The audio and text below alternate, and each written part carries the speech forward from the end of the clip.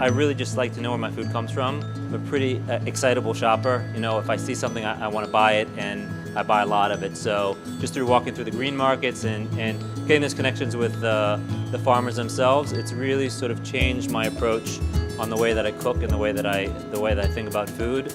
Once you sort of meet the farmer that is growing those tomatoes, and obviously you still have the demand for the specific tomato that you want, but you start to understand a little bit more about the seasons, you all of a sudden really have a much wider appreciation, and that's when you really have to start cooking. Local is something everywhere. So, you know, in sort of the old European model, you have this idea of terroir, and it's also great to understand where peaches grow best and what farmers are being responsible in those areas, and obviously, you know, try to find a balance between minimizing the carbon footprint, but also supporting those local communities, because in any great city, there's a food shed around it that needs to be protected. Sodexo is also looking at that local farm and looking at what their agricultural water usage is at that farm, and helping them make suggestions and working alongside them to change their practices. It's an extremely community-oriented company, and it's a global company that is very focused on supporting locals.